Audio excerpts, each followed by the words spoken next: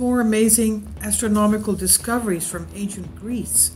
This was yesterday's article on The Conversation by Gareth Doreen, postdoctoral research fellow in Space Science, University of Birmingham, UK, and Ian Whitaker, lecturer in physics, Nottingham Trent University of UK. The Histories of Herodotus, 484 BC to 425 BC, offers a remarkable window into the world, as is known to the ancient Greeks in the mid-5th century BC. Almost as interesting as what they knew, however, is what they did not know. This sets the baseline for the remarkable advances in their understanding over the next few centuries, simply relying on what they could observe with their own eyes. Herodotus claimed that Africa was surrounded almost entirely by sea. How did he know this? He recounts the story of Phoenician sailors who were dispatched by King Necho II of Egypt about 600 BC to sail around the continent of Africa in a clockwise fashion, starting in the Red Sea. This story, if true, recounts the earliest known circumnavigation of Africa, but also contains an interesting insight into the astronomical knowledge of the ancient world. The voyage took several years. Having rounded the southern tip of Africa and following a westerly course, the sailors observed the sun as being on their right-hand side above the northern horizon. This observation simply did not make sense at the time because they didn't yet know that the Earth has a spherical shape and that there is a southern hemisphere. Number 1. The planets orbit the sun. A few centuries later, there has been a lot of progress. Aristarchus of Samos, the island of Samos in the Aegean Sea, 310 BC to 230 BC, argued that the sun was the central fire of the cosmos, and he placed all of the then known planets in their correct order of distance around it. This is the earliest known heliocentric theory of the solar system. Unfortunately, the original text in which he makes this argument has been lost to history, so we cannot know for certain how he worked it out. Aristarchus knew the sun was much bigger than the Earth or the moon, and he may have surmised that it should therefore have the central position in the solar system. Nevertheless, it is jaw-dropping finding, especially when you consider that it was not rediscovered until the 16th century by Nicholas Copernicus, who even acknowledged Aristarchus during the development of his own work. Number 2, the size of the moon. One of Aristarchus's books that did survive is about the sizes and distances of the sun and moon. In this remarkable treatise, Aristarchus laid out the earliest known attempted calculations of the relative sizes and distances to the sun and moon. It had long been observed that the sun and moon appeared to be of the same apparent size in the sky, and that the sun was further away. They realized this from solar eclipses, caused by the moon passing in front of the sun at a certain distance from Earth. Also, at the instant when the moon is at first or third quarter, Aristarchus reasoned that the sun, Earth, and moon would form a right-angled triangle. As Pythagoras had determined how the lengths of triangle sides were related to a couple of centuries earlier,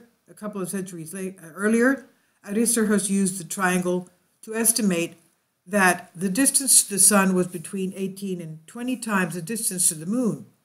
He also estimated that the size of the moon was approximately 1/3 that of Earth, based on careful timing of lunar eclipses.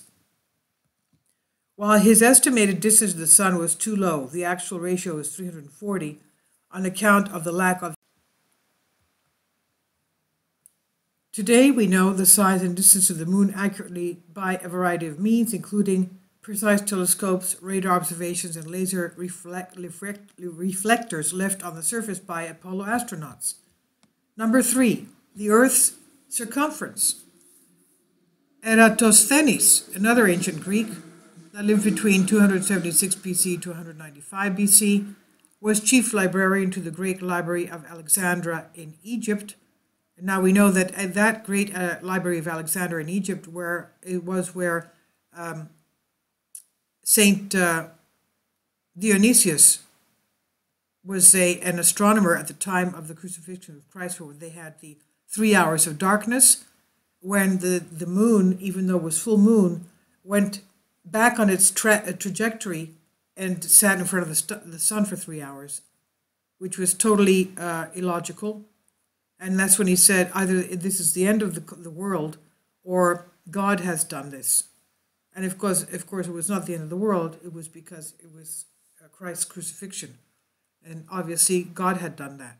But this is where he was as well, the Great Library of Alexandria, where they had a model of the heliocentric solar system. But anyway, Eratosthenes, chief librarian there, had a keen experimentalist. Among his many achievements was the earliest known calculation of the circumference of the Earth.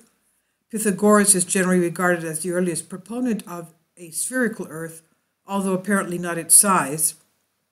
Eratosthenes' famous and yet simple method relied on measuring the different lengths of shadows cast by poles stuck vertically into the ground at midday on summer solstice at different latitudes. The sun is sufficiently far away that wherever its rays arrive at Earth, they are effectively parallel, as had previously been shown by Aristarchus. So the difference in the shadows demonstrate how much the Earth's surface curved. Eratosthenes used this to estimate the Earth's circumference as approximately 40,000 kilometers. This is within a couple of % of the actual value as established by modern geodesy. That's the science of the Earth's shape.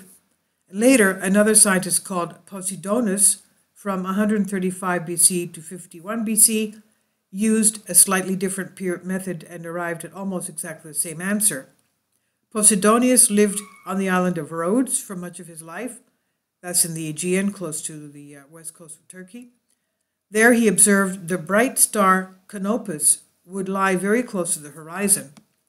However, when in Alexandria in Egypt, he noted Canopus would ascend to some 7.5 degrees above the horizon.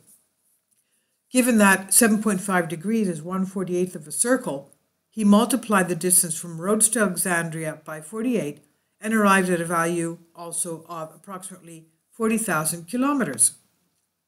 Number 4, the first astronomical calculator. The world's oldest surviving mechanical calculator is the antikythera mechanism that was found in the Antikythera shipwreck. This antikythera is an astrolabe. It's like an ancient computer keeping track of constellations. Why would the Greeks do that? Why would anybody want to keep track of constellations? Anyway, which would take thousands of years. Now, the amazing device was discovered in an ancient shipwreck off the Greek island of Antikythera in 1900. The device is now fragmented by the passage of time, but when intact, it would have appeared as a box housing dozens of finely machined bronze gear wheels. When manually rotated by a handle, the gears spun dials on the exterior showing the phases of the moon, the timing of lunar eclipses, and the position of 5 planets then known, Mercury, Venus, Mars, Jupiter, and Saturn, at different times of the year.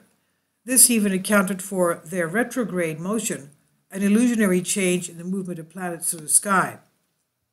We don't know who built it, but it dates to sometime between the 3rd and 1st century BC, and may even have been the work of Archimedes. Gearing technology with the sophistication of the Antikythera mechanism was not seen again for thousands of years after that. Sadly, the vast majority of these works were lost to history, and our scientific awakening was delayed by millennia. As a tool for introducing scientific measurement, the techniques of Eratosthenes are relatively easy to perform and require no special equipment, allowing those just beginning their interest in science to understand by doing, experimenting, and ultimately following in the footsteps some of the first scientists. One can but speculate where our civilization might now be if this ancient science had continued unabated. This is on the conversation.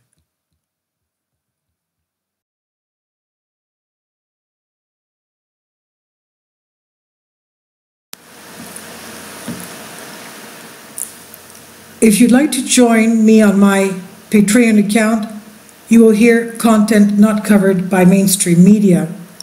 These riveting stories will be based on my research, and I will state my opinions and give my personal insight on diverse and controversial subjects and world events not covered by mainstream media, and not supported by YouTube guidelines. So whatever I have on my Patreon, most of those will not be on my YouTube channel. Please consider becoming a member today. More of the most significant and important videos will be on my Patreon channel. Your support helps me to continue my research and keeps this YouTube channel alive. And we depend on your support, your generous charity, because we help economically challenged families here in Athens, Greece, in Kapota, and we also help the young generation with university tuition and the community around our church. Thank you.